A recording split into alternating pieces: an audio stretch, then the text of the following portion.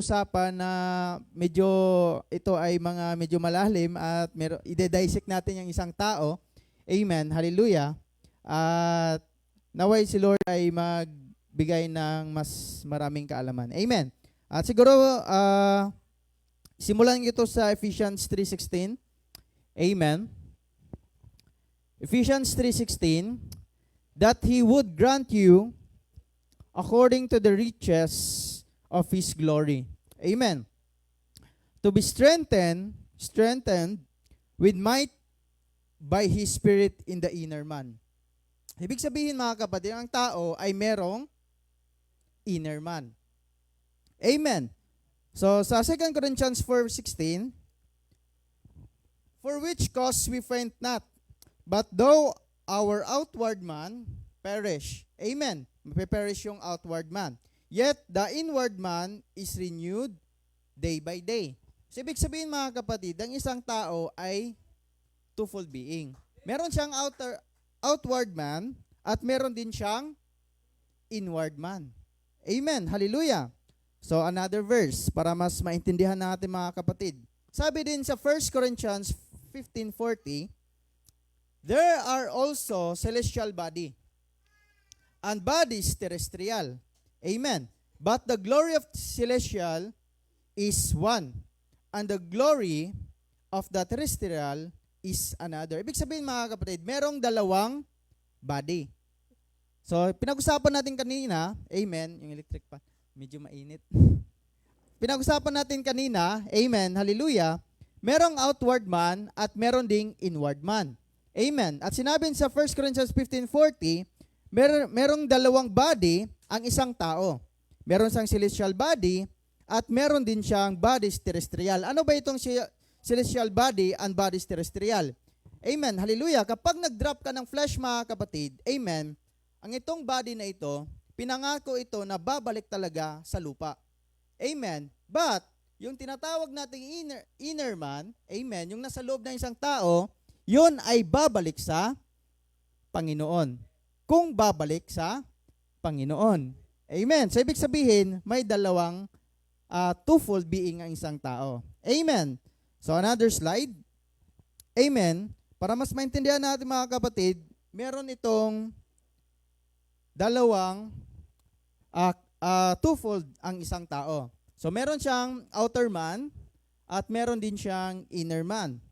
Okay? So, sa isang body, amen, pag-usapan ng isang body, meron siyang body, tinatawag din ito ng three realms of human or body. Amen. Meron siyang body, meron spirit, meron din siyang soul. Amen. So sabi ni Brother Branham, amen, sa "And knoweth it not." That's God. God in a Trinity is one. Amen. And without a Trinity, He's not God. Ibalik natin sa kaninang illustration. So, merong dalawang body. So, bawat body ay yun ang tinatawag ni Brother Branham na Trinity. So, meron siyang body, meron siyang spirit, at meron din siyang soul. So, ibalik natin kay Brother Branham yung message niya. Amen. At sabi sa 104, and neither can you be manifest without being the Trinity person that you are. Amen. That's body, spirit, and soul. Without either one of them, you're not complete. Amen. Kapag wala ka, ibalik na sa illustration, kapag wala ka sa isang ganyan, ito yung outer man, amen, at ito yung inner man. Amen. Ito yung babalik sa Panginoon. At ito din yung part ng Panginoon. Amen. So itong outer man, amen, meron din siyang body, body, spirit, and soul. Kapag kulang ka ng isa dyan mga kapatid, hindi ka daw kompleto. Amen. Balik natin sa mensahe. So, didn't have a soul, you'd be nothing. Kung wala kang soul, you'd be nothing. You didn't have a spirit, kung wala ka ng spirito, amen, hindi ka din maging kompleto. Okay? So, didn't have a body, you just be a spirit, not a body. So, kapag wala kang body, para kang spirito lumulutang. Amen. Hallelujah. So, kapag wala ka ding spirit, body lang, patay ka. Amen. Kapag wala ka ng soul, hindi ka buhay. Hindi ka kompleto. So dapat kompleto yung dalawa, body, spirit, and soul. Amen. So kapag babalikan natin mga kapatid, ang Genesis 1:26, amen, if you know kung gusto mong malaman, amen, ang posisyon mo mga kapatid, we have to back to the beginning. Kasi doon yung posisyon talaga natin, o originated or original natin. Amen? So, Genesis 1:26-27, sinabi ng Panginoon, and God said, let us make man in our image. Alam natin ito mga kapatid, di ba? Amen. At alam natin yon kung nasaan din tayo sa verse na yan. Amen. Let us make, amen, man in our image, after our likeness, and let them have dominion over the flesh, over the fish of the sea, and over the fowl of the air, and over the cattle, and over all the earth, and over every creeping thing that creepeth upon the earth. Amen. So God created man. Gumawa ang Panginoon ng isang tao in His own image, sa sarili niyang wangis. In the image of God created He him. Male and female created He them. Amen. Si Adam mga kapatid, dalawa ang gender niya. Nandyan sa kanyang male at nandyan din sa kanya ang female. Si Eva mga kapatid ay isang produkto lang galing kay Adam. So, ibig sabihin, yung female na part niya ay galing pa rin sa kanya. That's why ginawa niya si Adam, amen, male and female. Amen. So, another. Next slide. Sa Genesis 2:7, amen, and the Lord God formed man of the dust of the ground and breathed into his nostrils. Amen. Into his nostrils. Kung ano pa to, dito parang binugahan, dito sa ilong. Amen. The breath of life. Saan galing yung breath of life? Kay Lord. Amen. Kay Elohim. Amen. Or kay Lord Jesus Christ. And man become a living soul. Amen. Kaya siya naging living soul, binugahan siya ng life na galing, o breath of life galing kay Lord. Amen. Naintindihan ba natin mga kapatid? Amen. So, dito din ang galing yung living soul. That's why merong soul ang isang tao. So, sabi ni Brother Branham mga kapatid, amen, in the Genesis 2, there was no man to till the soil, and God made man out of the dust of the earth, not in His image. Ang pinag-usapan dito mga kapatid, before naging living soul si Adam, ano ang naging katayuan niya? Diba? Ginawa siya ni Lord, amen, before siya binugahan ng, ano yung binugahan sa kanya? Yung breath of life. Right? Amen? Pero, anong katayuan ni Adam before siya nagkaroon ng buhay? Ito yung sinabi ni Brother Branham. Amen. Dust of the earth, not in His image. Amen. But in the image of, anong image? Image of animal. Animal life. Mahirap na magsabi ng animal, parang tayong nagmumura. Dapat animal. Yeah. But in the image of animal. Mas at-is lang natin konti. Amen. And He put the spirit of man in this animal man here, and he become a living soul. Alam niyo mga kapatid, ang breath of life, amen, galing sa Panginoon yan. Amen. Kapag wala ka ng breath of life na yun mga kapatid, anong katayuan mo? Isa kang animal soul or animal life. Amen. Kapag animal life ka, meron kang animal nature. Right? Ibig sabihin mga kapatid, before naging living soul si Adam, animal life or animal nature ang katayuan niya. Amen. Now, that's the difference between the man and the animal. Next. So sabi din ito, question and answer on Genesis. Sabi ni Brother Branham mga kapatid, now he was laying there, I can have many pictures of it. I can see Adam standing. Ito yung katayuan niya. Let's take this way. See him standing like a tree. Para daw siyang see him standing like a tree. Yun ang unang katayuan ni ni Adam. God had made him. He was dead as he could be. Amen. His toes like the roots sticking in the ground, and God said, let there be. Or breath, the breath of life. Amen. Into him, and he came to himself. He was a breath, the breath of life into him. He became a living soul. ang katayuan pala ni Adam para siyang standing like a tree. Amen. He was dead. Amen. Hindi pa siya binugahan na. Yun ang unang katayuan niya. Meron siyang animal life, para siyang tree. Amen. Pero patay din siya. Amen. Yung binugahan na siya, nagkaroon siya ng living soul. O naging living soul siya. Amen. Naintindihan ba natin mga kapatid? Amen. So yun yung behind story about those verse. Amen. Kasi hindi ito nakikita lahat mga kapatid. At hindi ito pinapahayag sa bawat isa. Amen. Kasi lahat ng mga preacher kasi ibang mga simbahan, binabasa lang nila to. Amen. Pero hindi nila alam yung behind or ano ba yung before. Amen. At before naging living soul si Adam. At yun din katayuan ng mga tao ngayon.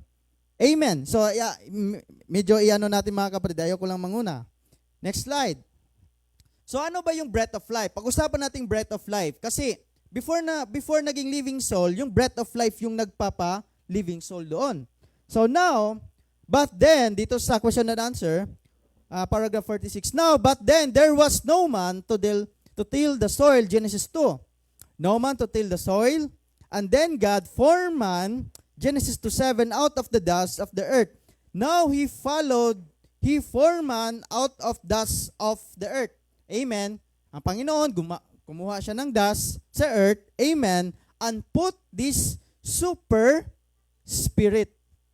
Amen. Another term ng breath of life, ano yung mga kapatid? Is a supernatural spirit. Amen. At hindi pala itong spirito na ito or breath of life ay basta-basta.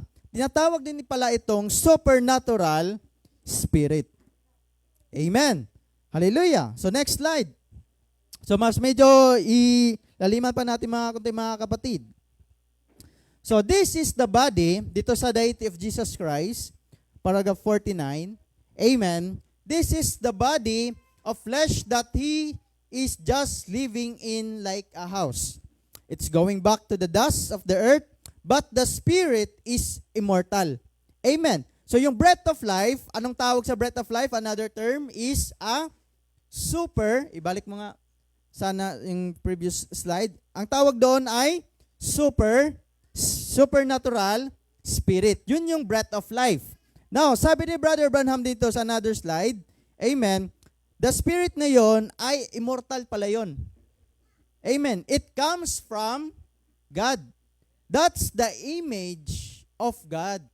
Yung supernatural spirit pala or breath of life, yun pala yung image ng Panginoon. Pinag-usapan natin kanina mga kapatid, amen, twofold being lang isang tao. Meron siyang outward man at meron siyang inner man. Amen. Ang tunay na ikaw mga kapatid, yun yung inner man mo.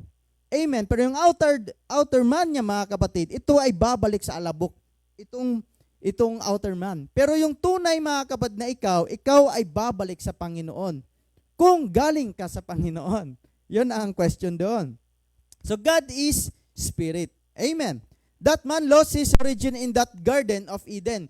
Yun yung nawala kay Adam sa Garden of Eden. Yung nagkasala na sila. Ano yung nawala sa kanya? Yung image of God. Yung supernatural spirit or yung immortal spirit or breath of life na galing sa ating Panginoon. Yun yung nawala kay Adam. His relationship communion with God was cut off there because of sin and unbelief.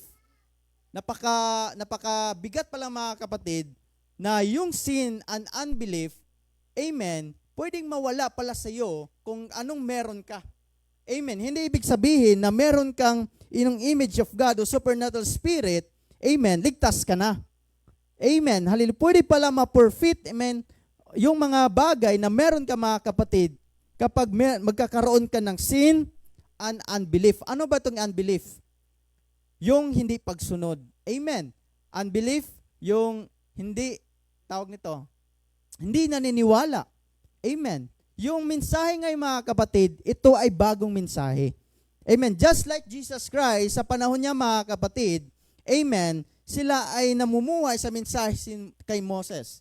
Amen. Yung dumating si Jesus Christ, siya pala yung fulfillment ng mensahe na yon. I- sapagkat na nagkaroon ng isang situation, mga kapatid, amen, instead na tanggapin nila si Jesus Christ, anong ginawa nila? Pinako nila sa cross. Ganon din sa panahon natin ngayon, mga kapatid, the Word is God. Right? Amen. Ang mensahe natin ay bago. Ang mensahe natin ay meron ng bagong mensahe. Amen. Pag hindi ito, amen, hallelujah, tinanggap ng isang tao, mahuhulog doon sila sa unbelief. Right? Ganon kabigat, mga kapatid. Unbelief in what? The Word of God. Amen. So God is a Word. So word, ang salita, ang salita ng Panginoon, ang Panginoon ay salita din. Amen. So next. So napakalinaw, mga kapatid. Now, when Adam and Eve had sinned, dito sa perfection, paragraph 14. Now, when Adam and Eve had sinned, amen, nagkasala sila. Alam natin, mga kapatid, hindi lang yon ordinaryo na parang apple doon sa Garden of Eden. Amen. Kung apple lang yon, lahat tayo nagkakasala na. Iba yun, mga kapatid. Amen. So, Adam and Eve had sinned. There was no way, no other remedy that they could ever stand in the presence of God again. Amen. Kasi, nawala yung, ano yung nawala sa kanila? Yung supernatural spirit or breath of life. Yung nawala yung, mga kapatid, hindi na sila makakalapit sa Panginoon or hindi na sila pwedeng humarap sa Panginoon. Amen. Except the sin be dealt with, and no man can commit a sin of any type, no matter how little or how big. Kung gaano man kalit, mga kapatid, ang ginawang kasalanan or malaking ginawang kasalanan, pareho pa rin yun ay isang kasalanan. Amen. So nawala yung part doon kay Adam, di na sila kayang o di na sila pwedeng humarap sa Panginoon. Ganon din ang katayuan ng isang tao, mga kapatid. Amen. Hallelujah. Pag wala sa iyo ang Holy Ghost, amen, ang breath of life, mga kapatid, is a Holy Ghost. Kasi ang Holy Ghost, mga kapatid, is a part of God, amen, at from God. Amen. Ito ay nilagay sa isang tao, mga kapatid, amen. Kapag wala ka nito, mga kapatid, you cannot stand in the presence of God. Palakpakan ng ating Panginoon, mga kapatid. So, naintindihan natin kung gaano kahalaga ang pagsisimba, amen, at pagpakikinig ng salita ng Panginoon. That individual sin has to be dealt with before one who committed it can ever stand in the presence of the Holy Ghost or Holy God. So therefore, when Adam and Eve had sinned and had transgressed the law, they are subject of death. Amen. After noon, mga kapatid, subject na sila sa kamatayan. And the law had to be executed. Therefore, it put all the human race under the penalty of death. Amen. So, lahat ng tao, amen, nag-produce from sex program, amen, sila ay makasalanan na. Kasi, subject tayo because nangyari doon sa Garden of Eden. So, anong gagawin natin ngayon, amen, para makatayo tayo doon sa presensya ng ating Panginoon? Next slide. Amen. So, yan yung katayuan ng isang unbeliever. So, di ba kanina, amen, meron siyang terrestrial body. Amen. Meron siyang body, spirit. Yung soul is, anong nakalagay dyan, is satanic. Bakit? Amen. Kasi makasalanan na tayo, mga kapatid, after doon sangyari sa Garden of Eden. So, anong magiging nature niyan? Di ba, pinag-usapan natin, amen, ang katayuan ni Adam, before siya nagkaroon ng breath of life, anong katayuan niya? Isang animal nature. Ang tao, mga kapatid, kapag walang Holy Ghost, anong katayuan niya? Animal nature. Ano kaya ang magiging nature, ang gawi niya kapag wala ang Holy Ghost dyan? Of course, nanginginom, amen, animal nature nga, amen, laging galit, ganon. Tapos, nagsisigarilyo, amen, nagbabae, amen, hallelujah. Those are attribute, amen, o unbelief, amen, hallelujah, attribute ng isang animal nature or ginagawa ng animal nature. Amen. So ito yon, the three realms of man. Ito yung ang katayuan ng isang tao kapag wala si Lord sa kanya? Meron din siyang hearing. Okay? Sa body kasi, ito yung merong access sa mundo. Okay? Meron siyang hear, feel, smell, taste, and see. Alam nyo ba mga kapatid, itong mga senses nito, ito yung gate of hell. Gates of hell. Hindi yung gates of hell na inisip natin na merong malaking isang gate mga kapatid na merong sungay at iyan ay gate papuntang impyerno. No. Amen. Hallelujah. Ang gates of hell mga kapatid, nandyan lang din sa'yo. Ano yan? Yung see, yung hear, yung see, yung ano yung nakikita natin, amen, sa paligid. Yung naririnig natin, ano yung naririnig? Yung mga music na magkamundo. Ayan. Tapos, kapag mag-rock and roll, gumaganon ka din. Yan ang mga nature na wala ang Panginoon. Feel, yung nafe-feel mo, amen, sixth sensation. Amen. Yung mga laro, ano yung sabi ni Pastor? LM. Amen. Tapos, galit ka, yung nafe-feel mo, nagagalit ka na, tapos tumatawa, wala ka na, patay ka na. Ganon yun, mga kapatid. Smell. Ayan, ano yan? Attract to the worldly desire. Yung mga naamoy natin, perfume, mga desire mo yan. Gusto ko lahat, meron akong ganyan. Yun yung mga yung mga ganyan na nature. Taste. Okay, yung mga pagkain, ayan. Yung palagi kang craving. Okay, amen? Instead na craving natin ng fellowship, pumunta ka sa isang restaurant na maraming masasarap na pagkain. Yan sana. Kung sa Bicol pa, yan sana. Okay? So spirit, ayan din. Meron din ang spirit naman, meron din siyang senses. Memory, conscience, will, reasoning, imagination. Amen. Hallelujah. Kapag worldly mga kapatid, of course, lahat ng senses na yan ay worldly. Amen. So yung soul din is worldly. Amen. Lives in doubt. Ano yung doubt mga kapatid? Doubt of God. Amen. Alam mo ba kapatid, ang pag-worry is attribute din ng doubt. Kapag isang mananampalataya ay nag-worry, or parang, ano ba sa Tagalang worry? Nag-aalala, amen, nagda-doubt ka sa Panginoon. Amen. Akala nyo na ang doubt, parang, bigat ang doubt, worry lang ko. Pareho lang yun mga kapatid.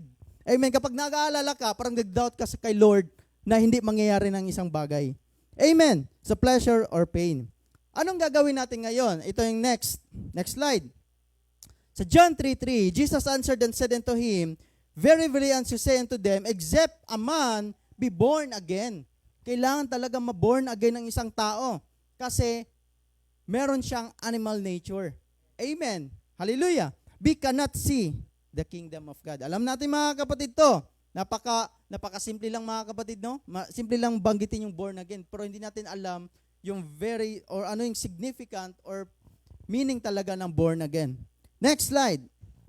Bilisan natin konti. If these eyes, amen, sabi ni Brother Brian, question and answer. If these eyes, if these hands, if this body, amen, alam natin yun, stood here just as it is today, yet my body could be here, but me could be gone. Yung tunay na siya, what I am. Amen. What whoever I am inside of me has gone on. Amen. That's the part that is the spirit. Amen. The soul is the nature of the spirit. Kung ano yung soul mga kapatid, of course, yun na din ang nature, amen, ang manglalabas sa isang tao. Amen. Don't expect mga kapatid na maraming nagsasabi, daming tato, daming earrings, kumakanta ng worship, amen. Sabi nila, hindi yan ang tunay talaga na tao, yung nasa loob. Pero nakikita natin, ganun yung kalabasan. Amen. Kung ano ang nature mga kapatid ng isang tao, yun din ang makikita natin sa labas. Amen. Sabi ito, that when the Holy Spirit comes upon you, it does not do nothing you. It changes or converts your spirit to a different soul. Ano yung mga kapatid? It converts your spirit to a different soul.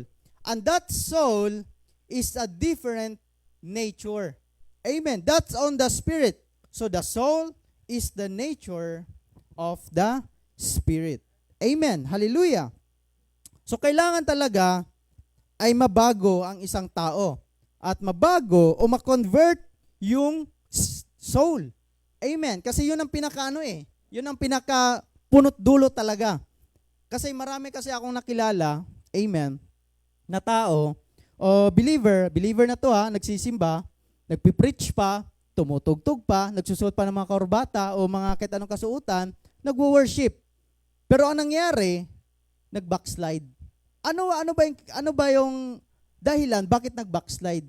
Kasi yung soul, mga kapatid, kapag hindi namatay yun, yung soul hindi na-destroy, anong mangyayari sa isang tao na kahit nagsisimba, amen, pero nababackslide pa rin. Kasi hindi yun na-destroy ang pinaka-soul. Pag-usapan natin yung mamaya, pero sige lang mga kapatid. Amen. Next. So kapag na-born again ang isang tao, ano mangyayari sa body? Spirit and soul. Of course, siya ay isang tinatawag na word body. Kailangan ay ma-born again. Amen. So yung mga hearing, feel, smell, taste, and see, it's for the God's glory. Amen. Hallelujah. So lahat ng naririnig natin ay Christian song, yung nafe-feel natin, amen, for the God's touch, smell for the God's goodness, for the God's provision, or lahat ay for the God's glory. Amen. Yung spirit din natin, wisdom, conscience, will, discernment, and revelation. Amen. Ang soul natin is yung sense niya ay faith. Hindi na sa doubt. Kapag born again ka ang isang tao. Amen. Next slide.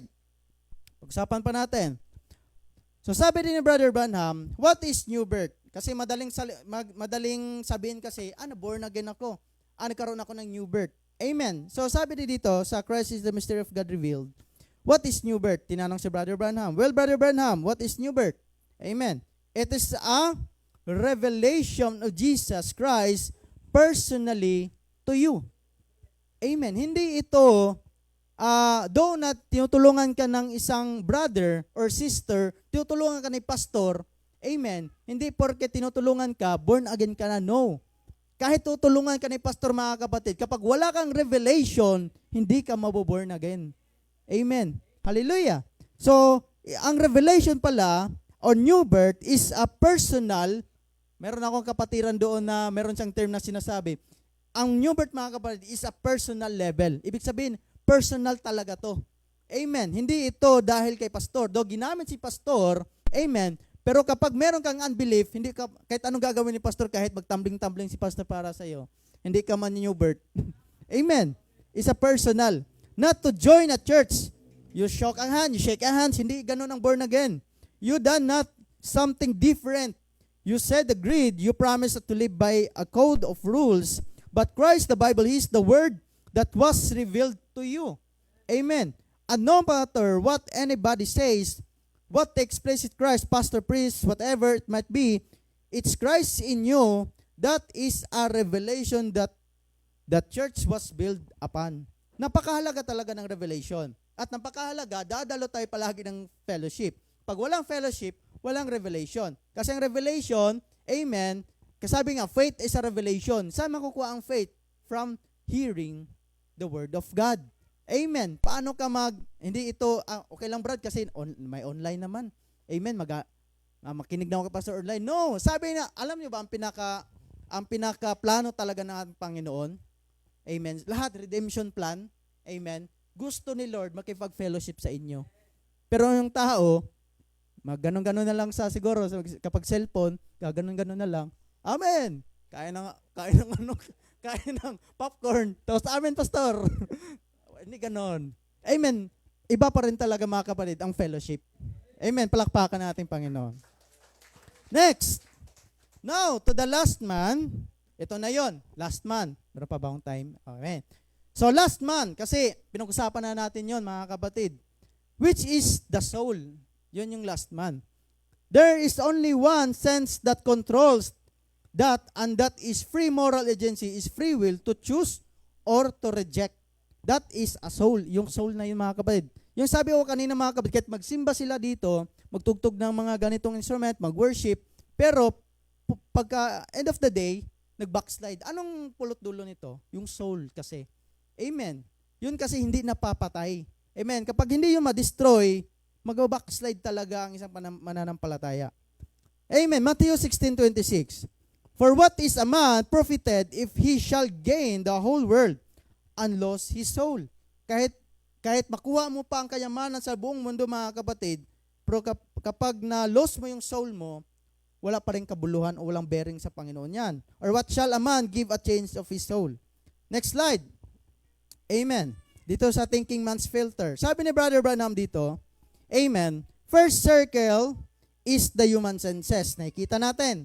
First circle yan. Human senses, yung spirit, yung see, hear, taste. The second circle is a spirit, senses, will. Yan, meron ding senses, yung spirit.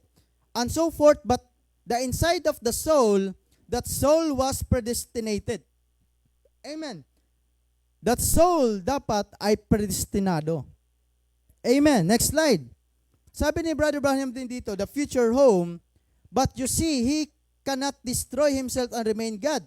So, sabi dito, if that soul is of the world, ano sabi ni Branham? Has to be destroyed. Kailangan talaga ma-destroyed yung soul. Amen. Kasi kung ano yung nature, amen, sabi nga, spirit is the nature of the soul. Amen. Kung anong ginagawa talagang tao, yun talagang nature ng soul niya. Yun talagang soul niya, hindi talaga galing sa Panginoon. Amen. Kapag hindi daw galing sa Panginoon, kailangan ay ma-destroyed. But if it's eternal, ano yung eternal? It's from God, with God. It's never been or never did begin. Because it's a part of God and can never be destroyed. Amen. Kapag predestinado, yung soul ay galing sa Panginoon, hindi ma-destroy yan kasi that is eternal. Pero kapag galing sa mundo yan, kailangan ay ma-destroy yun. Amen. What a beautiful house and nature ought to see that. Amen. Naintindihan ba natin, mga kapatid? Kapag yung soul ay hindi sa Panginoon, kailangan ma-destroy. Next slide.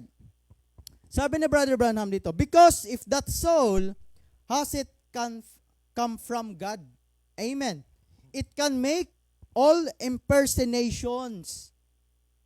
Yung soul daw, kapag hindi yun sa Panginoon or the world, nag-impersonate. Di ba na ano natin to kay Pastor dati?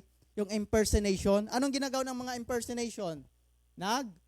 Gaya-gaya, amen, simba-simba kunwari, amen, tumutugtog, worship kunwari. That is impersonation. Amen. If that soul isn't come from God. Amen. But it cannot be real. Hindi talaga totoo, mga kapatid. You can act healing. Lahat ng tao pwede mag-act ng healing. You can act like you have. You can act like you receive it. You can act. Dati, mga kapatid, naalala ko tuloy.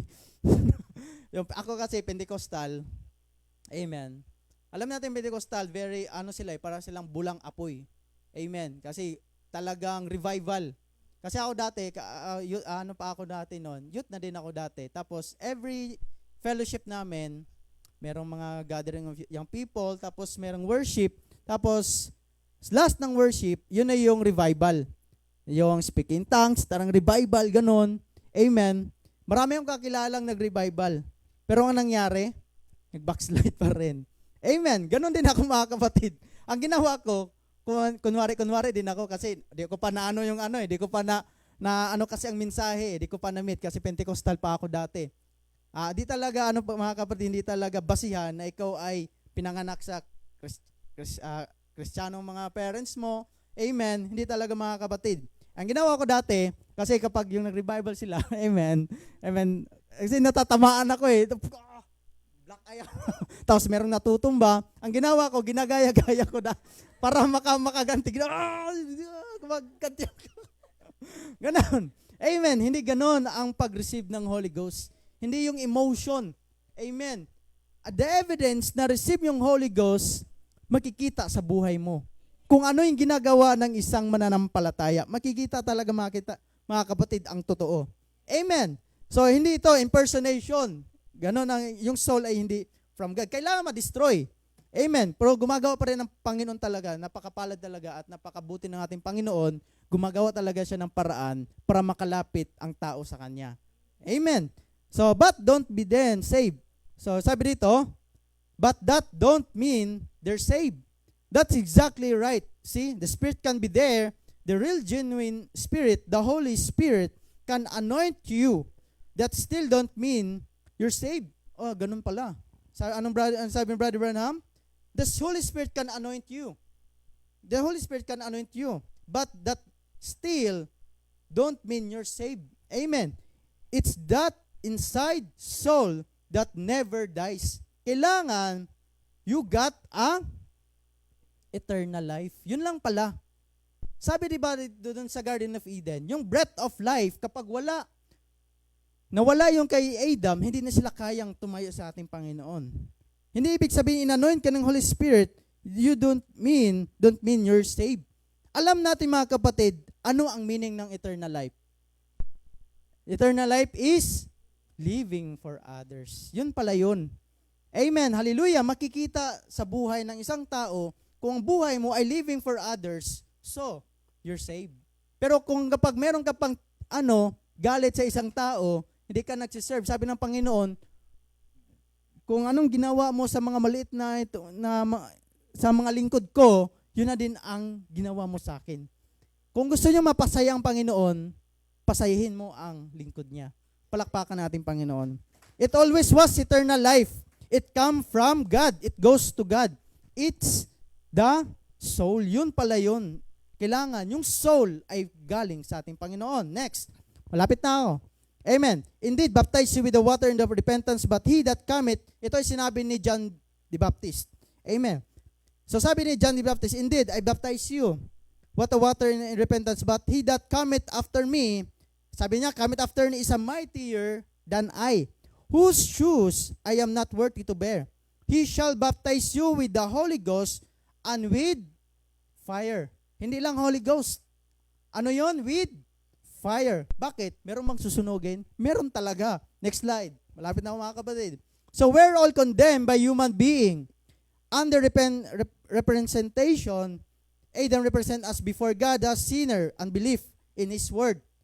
Subject tayo doon. Product tayo doon mga kapatid. We're carried on the base unbelievers of His word. Oh, God said so. But I know God is good God. He won't do that. I hear so much that God is a good. Oh, God is good talaga. But God is a good of judgment.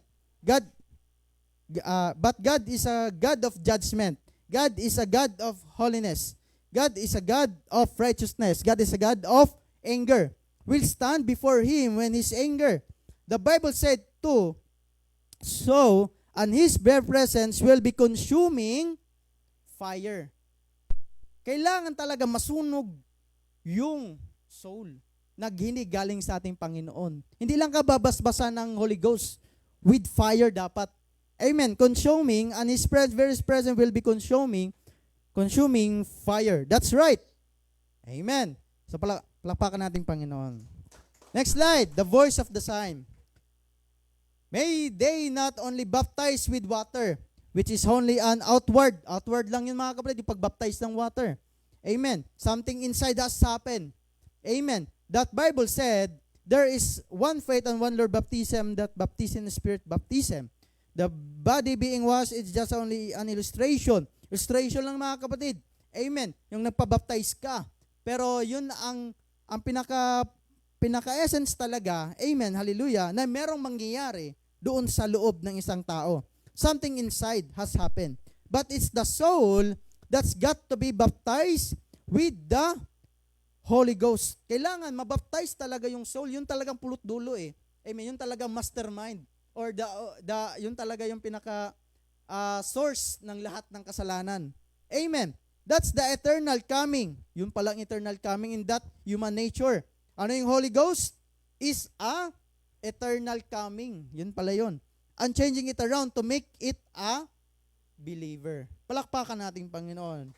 Next slide. Yan yung illustration. Yan na yung believer in Christ. Amen. Ano yung meron? Yung body, meron pa rin siyang body, meron pa rin yung spirit, but yung soul niya ay godly na. Amen. Meron na siyang celestial body at spirit man. Hindi na siya human spirit, but spirit man, tinatawag na din siya. Soul at Zoe. Alam niyo yung Zoe? Mamaya, pag-usapan natin yan. Ano ba yung Zoe?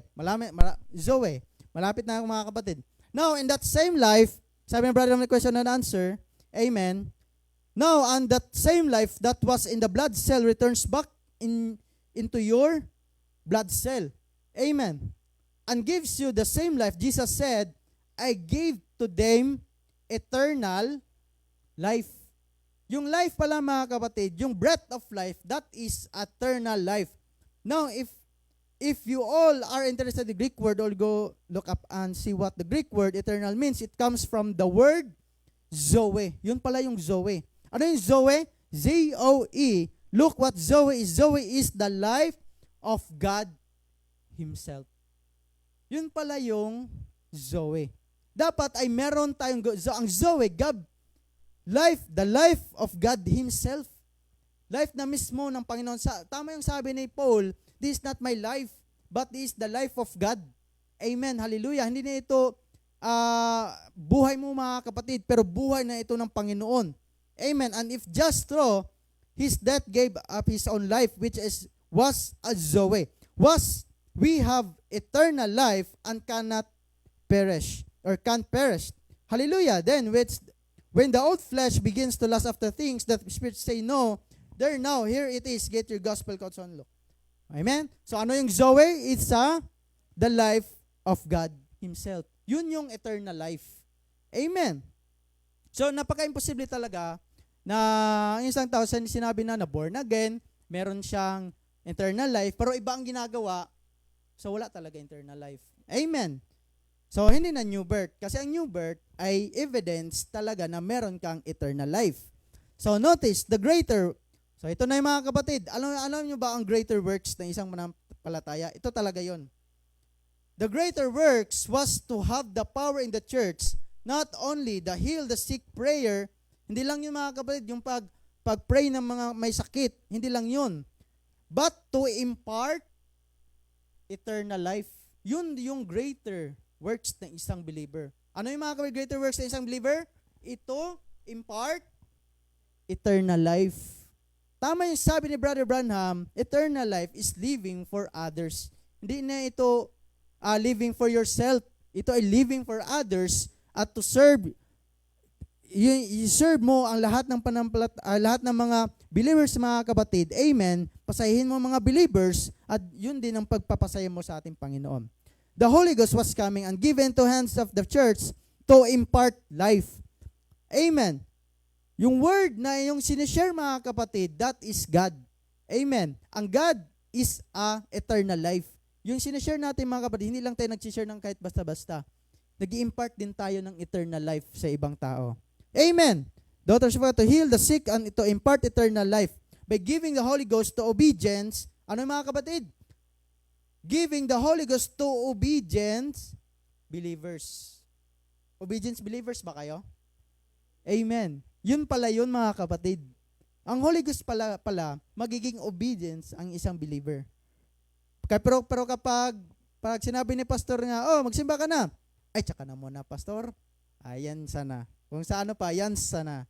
Men who were once unbeliever, be made believers, and impart spiritual eternal life. Kapag believer ka na mga kapatid, alam mo na ang trabaho mo. This is your greater works. Palakpakan nating Panginoon. Amen. At salamat mga kapatid. At yan lang po ang aking mensahe. At naway meron tayong natutunan sa araw na ito. Amen.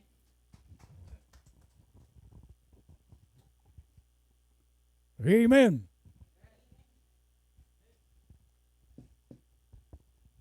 Dudugtungan ko na lang po yung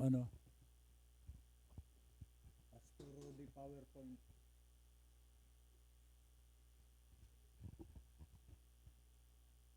Dito po sabi ng prophet, para makita natin bakit may nagbabackslide, bakit merong mga hindi sumusunod.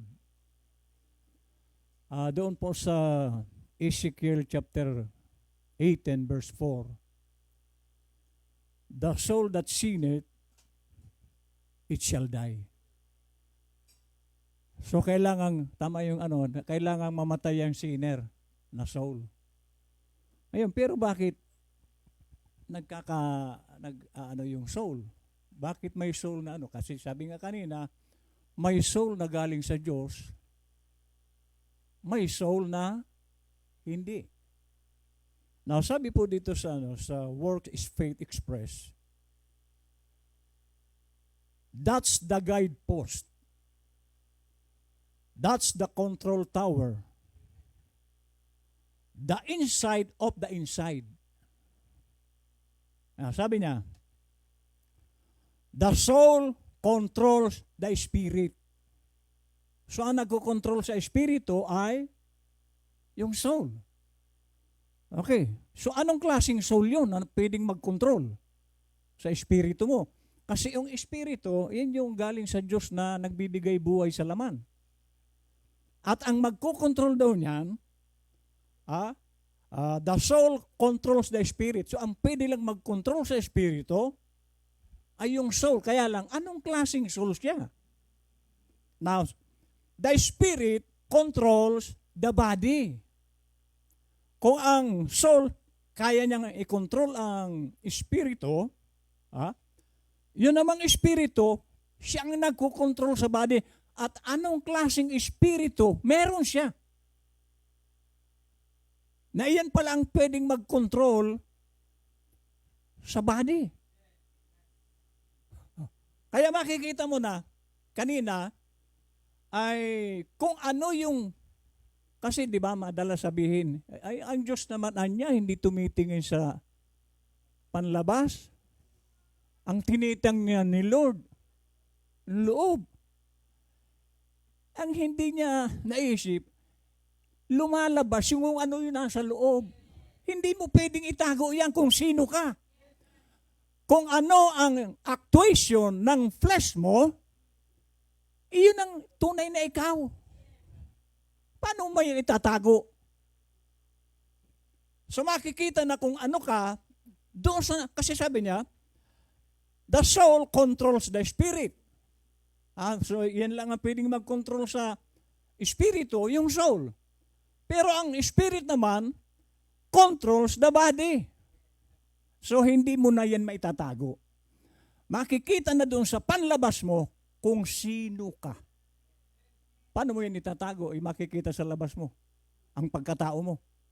Wag tayo doong mga tuwiran sa, si Lord naman ang tinitingnan nyo, kaya nga ganyan ang panlabas mo kasi iyan ang tunay na ikaw yan sa loob mo.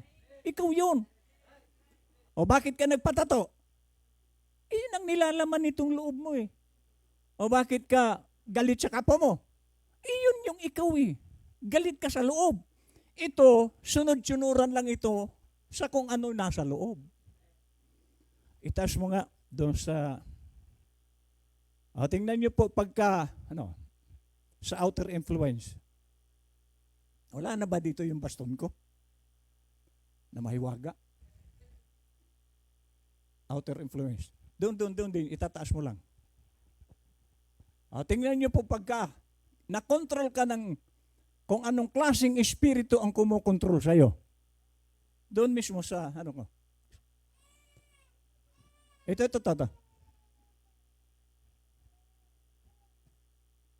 Outer influence. Ayan. Okay. So ito yung kaloob-looban. Soul. Ito yung espiritu. Okay. May five senses din siya. Memory, reasoning, affection, conscience, imagination. Ngayon, ang nagkukontrol daw dito sa body, ito. So ngayon, anong klaseng espiritu pag ito na ang naglalabasan sa iyo? Itong outer influences. Ano yan? Contention, malice, pride. So kontrolado yan ng espiritu. Pag sobrang taas ng fried chicken mo, alam mo na kung anong espiritu meron ka. Kasi yan lang ang pwedeng mag-control sa flesh. Ano pa? Last, inggit. Meron pa ba tayo noon? Naiinggit tayo sa kapwa? Alam mo na kung anong espiritu ang nagkukontrol sa iyo. Strife, mga galit, hatred, fear, takot, sickness, ano pa? Problems, Kasi alam niyo, kapag ka ang espiritu mo galing sa Diyos, na nagkukontrol sa iyo, wala na yung problema eh. Minamaskada na lang yan. Ano pa? Yung mga pangangailangan, hindi ka nag-aalala. Sabi nga ni Brother Gerald, mga banta, stress, mga trials. So outer influence po yan sa body po yan. Iyan yung lagi kang nag-aalala. Mga pangangailangan, gusto mo rin tumagoy, katulad niyan, fame, ang ambisyon, gusto mo rin pumuntang Amerika, makabili ng Pajero, although hindi po masama yun. Ano pa? Temptation. Pag iyan po ang nararamdaman mo pa, alam mo na kung anong klaseng espiritu meron ka. So hindi po yan may tatago kung sino ka. Kasi, ngayon, itong soul, ito na, dalawang klase. Kaya malalaman mo kung sino, anong espiritu ka eh. Dito. Ano yung soul mo? Dalawa lang yan eh. Faith or doubt. Ano, may mananampalataya ba yung soul mo? Mananampalataya ba talaga yan? Kasi kung mananampalataya yan, hindi ka na tumitingin sa kasi ang nandyan yung lagi galit ka. Nagkamali ang yun ang titingnan mo. Amen. So, or puro ka doubt. So, hindi mo po yan maitatago kung sino ka talaga. Okay? Ngayon, dagdagan natin. Sabi po dito, then inside of that body, ng flesh, itaas mo lang yun, comes the spirit, which also has 5 inlets: memory, conscience, reasoning, imagination, affection. And then, the central realm of man is the soul, yung pinaka-gitna, which is the innermost being of man.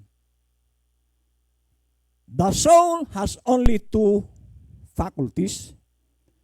It is either controlled by faith or by doubt, or is controlled by God, or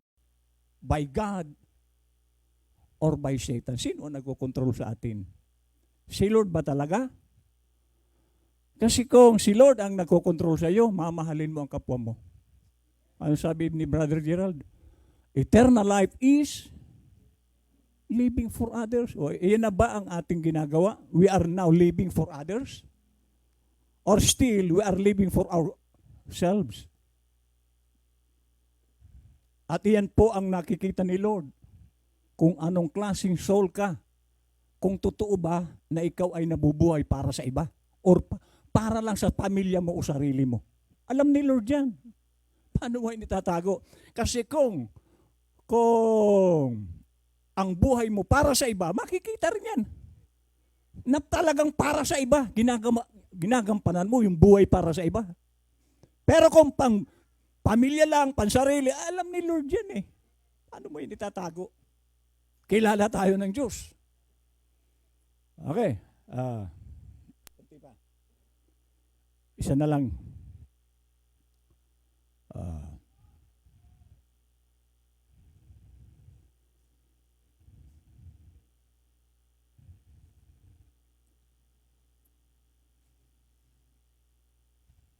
Dito sa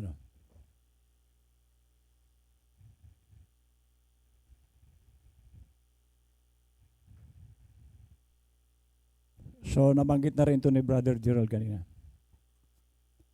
A man is made up in the system of a tabernacle. 3 lugar yung tabernacle eh. Tayo din 3, body, spirit, and soul. So, ang tabernacle ganun din.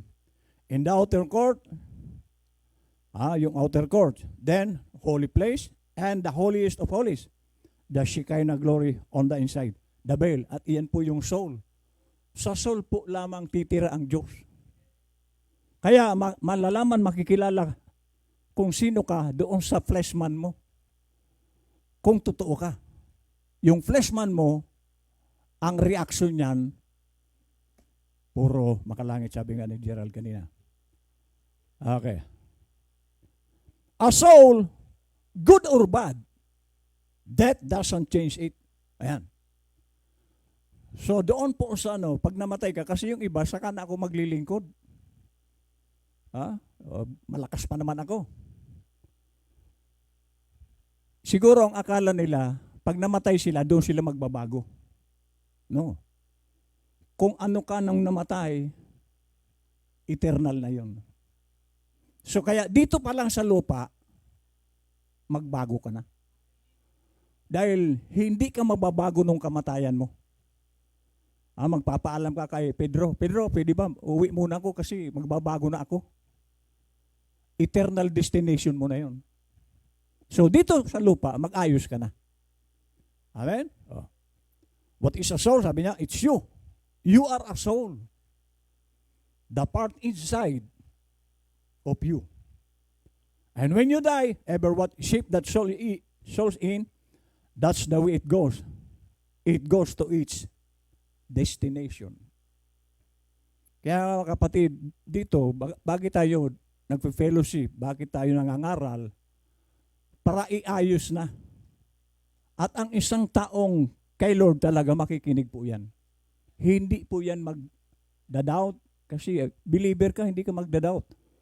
At mapalad nga tayo, ang daming mensahe sa buong lupa. Pero tayo natagpuan natin ang tamang mensahe. You couldn't pull it up no matter how much you do it. So kaya sabi niya, that soul got to be changed here. Saan daw dapat mabago ang soul? Ayan. That soul's got to be changed here. Born again. The soul, now remember, good or bad, that doesn't have one thing to do with it. That just takes it to its destination. So ang kamatayan, kasi wala pong eternal na flesh. Yung kamatayan mo ang magdidestino sa iyo kung saan ka dadalhin. So kaya dito pa lang sa lupa, kumbaga nais mong mag-American citizen, pag-aralan mo kung ano ang mga ng American. Kasi pag nandoon ka na at hindi mo na pag-aralan yung mga dapat gawin ng isang Amerikano, baka i-deport ka. Amen? So dito pa lang sa Pilipinas, nagbabalakang American ka, pag-aralan mo na ang kanilang mga gawain doon. So ganon din, kung nais mong maging heaven citizen ka, pag-aralan mo kung ano ang mga karakter doon. Ayusin mo na sa lupa. Amen? Kasi hindi na po tayo dito pwedeng pag namatay ka, doon ka na magbabago. No, hindi na po mangyayari yun. Sa lupa, ayusin mo na ang buhay mo. Amen? Okay? Pwede po tayo magkape.